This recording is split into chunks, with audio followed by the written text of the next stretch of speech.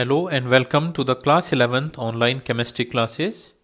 In this video we will discuss topic 2.2.4, that is isobars and isotopes from chapter number 2, structure of atoms from class 11th NCERT chemistry book.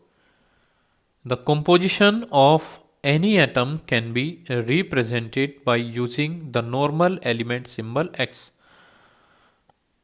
with superscript on the left hand side as the atomic number A and subscript Z on the left hand side as the atomic number, that is XAZ.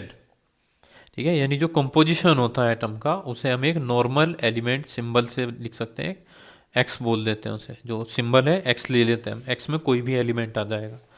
जैसे sodium ही है, sodium का atomic number 11 है और उसका atomic mass 23 है, तो ये क्या लिखा जाएगा Na, नीचे 11 आ जाएगा, Z की जगह पे क्या लिखेंगे हम यहाँ पे 11 और ऊपर क्या लिखेंगे 23 यहाँ पे।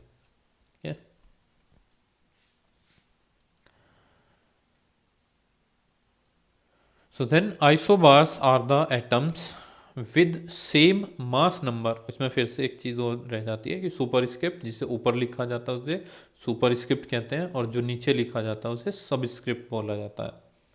सो isobars are the atoms with same mass number but different atomic number. For example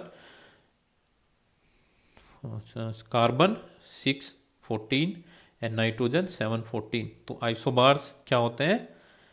atoms होते हैं जिनमें मास नंबर तो क्या होता है, सेम होता है, लेकिन जो उनका एटॉमिक नंबर होता है वो डिफरेंट होता है। अगर मास सेम है और एटॉमिक नंबर डिफरेंट तो उन्हें हम आइसो बार बोल देते हैं। On the other hand atoms with identical atomic number but different atomic mass number are known as isotopes. और आइसोटॉप्स क्या होते हैं? यानी जिसमें एटॉमिक नंबर तो सेम होता है लेकिन जो एटॉमिक मास होगा वो डिफरेंट होता है, उन्हें आइसोटॉप्स बोल देते हैं। तो आइसोबार में मास नंबर सेम है और आइसोटॉप्स में एटॉमिक नंबर सेम है लेकिन मास डिफरेंट है। In other words, according to equation 2.4, it is evident that difference between the isotopes is due to the presence of different number of neutrons present in the nucleus. ये सबसे important बात याद रखनी है अगर पूछे कि why there is difference in the mass of different elements of the or different atoms of the same element, तो वो क्या होगा? Because of the presence of different number of neutrons, कि जितने अलग अलग अगर न्यूट्रॉन होंगे तो उसी के अकॉर्डिंग उनमें क्या हो जाता है, उनका एटॉमिक मास बन जाता है। फिर for example, considering the hydrogen atom again, 99.985% of hydrogen atom contain only one proton. अगर हम हाइड्रोजन एटम का एग्जाम्पल ले लेते हैं तो लगभग 99.985% सिर्फ हाइड्रोजन एटम ऐसे होते हैं जिसमें एटॉमिक नंबर एक होगा, यानी जिसका प्रोटॉन एक ही होता है बस। This isotope is called protium. इस आइसोटॉप को हम क्या बोल देते हैं? प्रोटियम कहते हैं। ठीक है, यानी जिसमें सिर्फ 1H1, और इस तरह से रिप्रेजेंट करते हैं इसे protium. Rest of the percentage of hydrogen atom contains two other isotopes. The one containing one proton and one neutron is called deuterium. Atomic mass कितना हो गया इसका? 2 हो जाता है, and it is only 0.015% in abundance.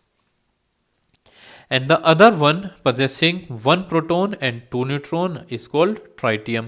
एक उसमें क्या होगा? एक प्रोटॉन होगा और 2 न्यूट्रॉन होते हैं, तो उसे हम क्या बोल देते हैं? ट्राइटियम कहते हैं।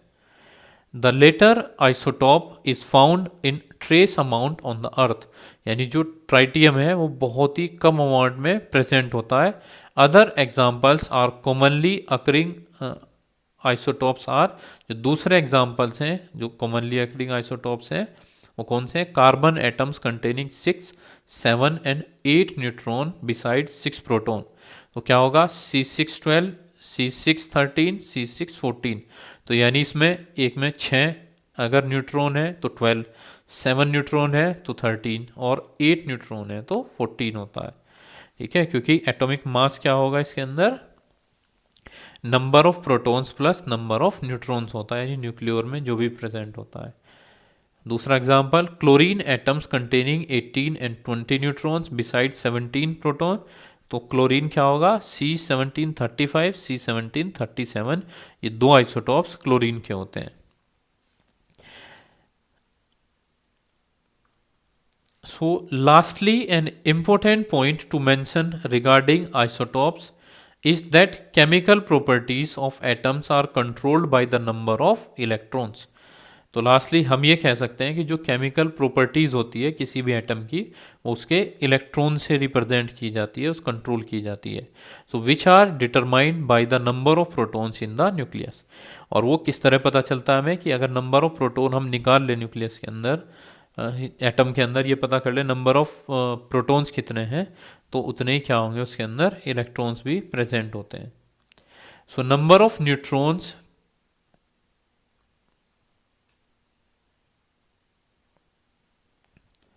number of neutrons present in the nucleus have very little effect on the chemical properties of an element।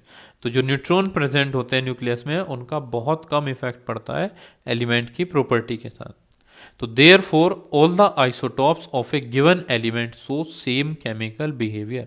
तो जितने भी आइसोटॉप्स होते हैं वो क्या करते हैं, सेम केमिकल बिहेवियर फॉलो करते हैं, क्योंकि वो किस पे डिपेंड कर रहा है, नंबर ऑफ इलेक्ट्रॉन के ऊपर केमिकल प्रॉपर्टीज डिपेंड करती है। और कॉन्सेप्ट है ये हो रही कि जितने भी आइसोटॉप्स हैं उनका सबका जो केमिकल बिहेवियर है वो सेम होगा। और वजह उसकी क्या बताइए यहाँ पे, कि उसमें जो नंबर ऑफ न्यूट्रॉन है उनका कोई फर्क नहीं पड़ता केमिकल प्रॉपर्टीज के ऊपर। So next, the drawback of Rutherford will be discussed in next video. Then, thank you everyone.